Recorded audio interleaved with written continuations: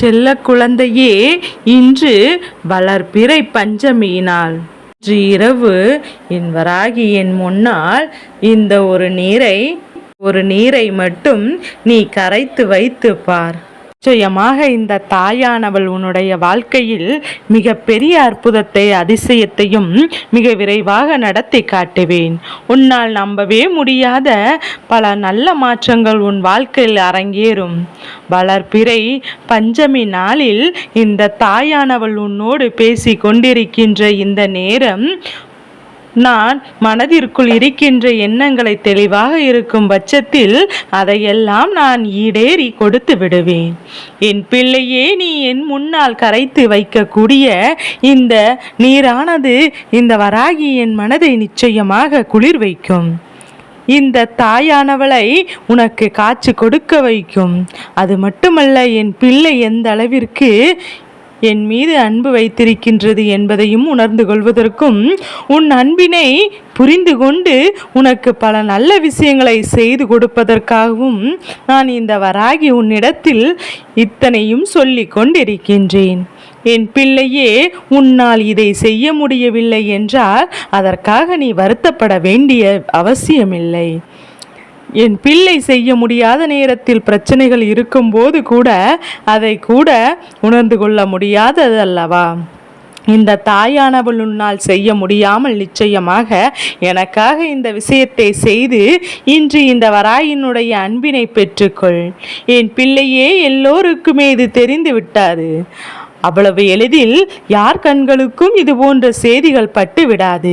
உனக்கு நல்ல நேரம் ஆரம்பித்திருக்கிறது என்றால், உன் வாழ்க்கையில் நல்ல திருப்பங்கள் நடக்க வேண்டி இருக்கிறது என்றால், என் பிள்ளை இந்த வாழ்க்கையில் உன்னை சுற்றி நடக்கின்ற பல நல்ல விஷயங்களையும் நீ அறிந்து கொள்ள வேண்டிய கட்டாயம் இப்போது உன் வாழ்க்கையில் வந்துவிட்டது.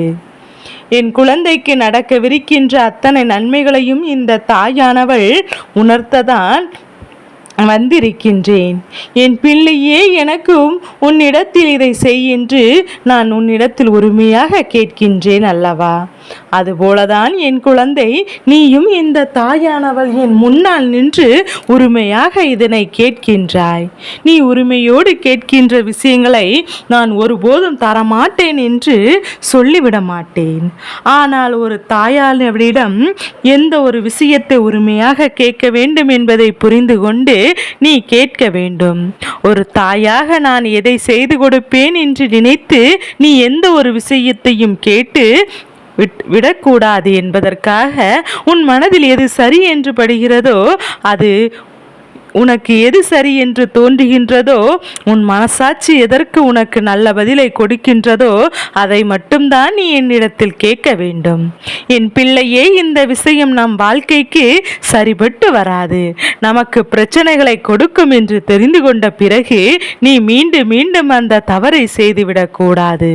உன் வாழ்க்கையில் நடக்கின்ற விஷயங்களின் மீது எந்த அளவிற்கு நீ அக்கறையோடு இருக்கின்றாயோ அந்த அளவிற்கு உன் எதிர்காலம் நல்ல மாறும் என்பதை முதலில் புரிந்து கொள்.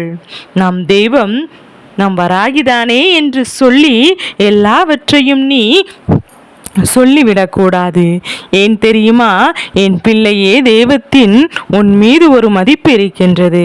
யாருக்கும் கெடுதல் செய்யாமல், யார் வாழ்க்கையிலும் எந்த பிரச்சனைகளுக்கும் காரணமாகாமல், மற்றவரின் கண்ணீருக்கு ஒரு நாளும் காரணமாக இல்லாமல் நல்ல விஷயங்களை மட்டும் வாழ்க்கையில் செய்து கொண்டிருக்கின்றாய் என்பது தெய்வத்திற்கு உன் மீது மதிப்பை வர வைக்கின்றது.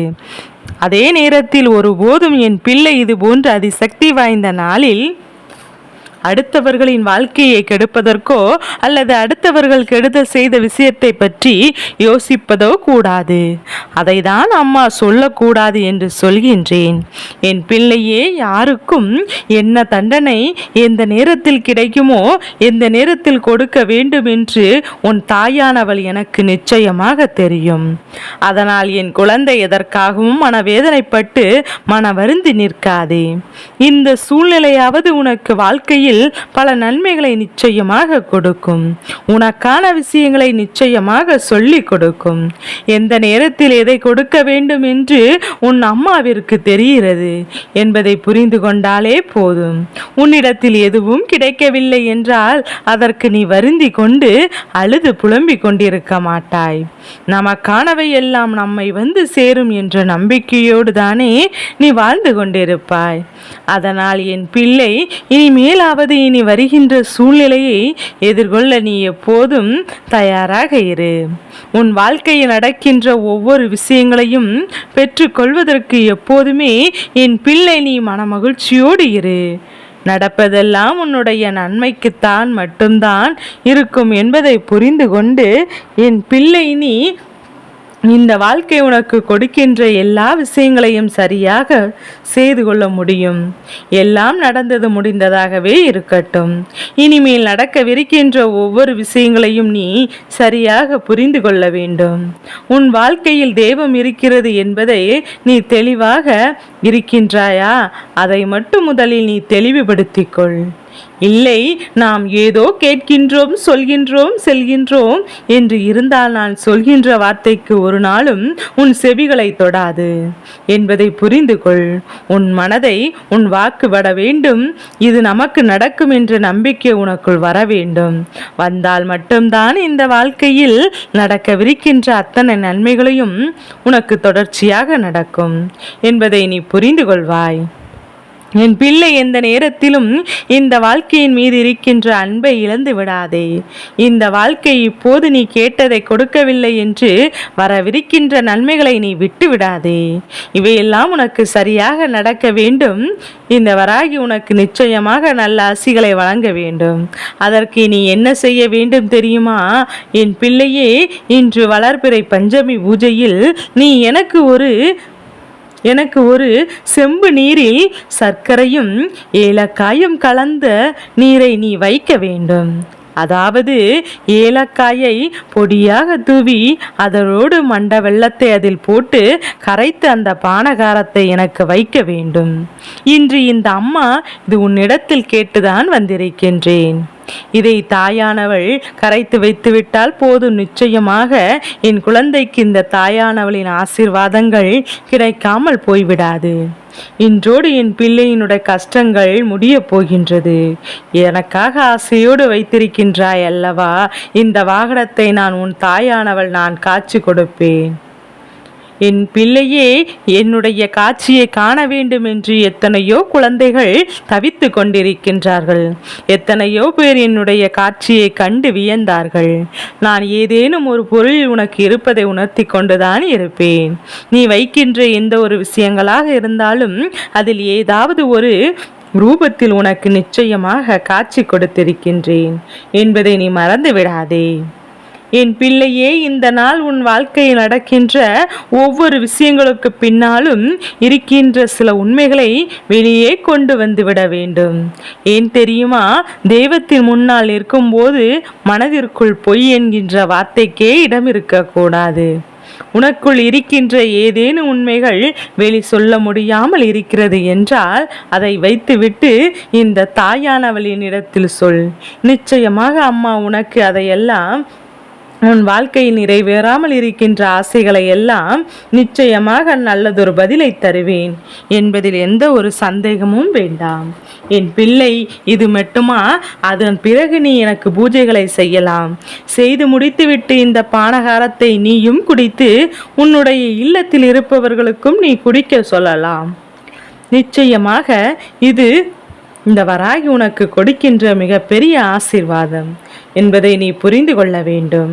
அம்மாவிற்கு பிடித்த ஒரு விஷயத்தை நீ செய்ய போகிறாய் என்றால் நிச்சயமாக அதன் பிறகு இந்த வாழ்க்கையில் உனக்கான அத்தனை நன்மைகளும் உன்னை தேடி வரும் என்பதை புரிந்து கொள்வாய்.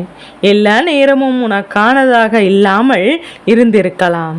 ஆனால் இனி வரவேண்ட நேரங்களில் ஒவ்வொன்றும் உனக்கானதாக மட்டும்தான் இருக்கப் போகின்றது. இந்த வராகியின் அன்பு உனக்கு முழுமையாக கிடைத்து விட்டதல்லவா? இதன் பிறகு இந்த வாழ்க்கையை நீ வருத்தப்படவும் எதுவும் இல்லை. ஒரு சூழ்நிலையில் உனக்கான நன்மைகள் எல்லாம் உன்னை வந்து சேரும் என்பதை நீ புரிந்து கொள். என் பிள்ளையே, வாழ்க்கையில் மாற்றங்கள் வரும் என்கின்ற நம்பிக்கை இருப்பவனுக்கு மட்டும்தான் நிச்சயமாக நான் நினைத்தது நிறைவேற முடியும். நீயும் அதுபோலதான் உனக்கான விஷயங்களை அடைவதற்கு உன் வாழ்க்கையில் எந்த ஒரு விஷயத்தையும் நீ மாற்றிக்கொள்ளாதே. என் மீது நிச்சயமாக அன்பு கொண்டாயோ அதை நோக்கி பயணம் செய். நிச்சயமாக உன் வசமாக மாறும். என் செல்ல குழந்தைக்கு இந்த வராகி அம்மாவினுடைய ஆசீர்வாதங்கள் எப்போதும் என் குழந்தைக்கு முழு மனதோடு உண்டு.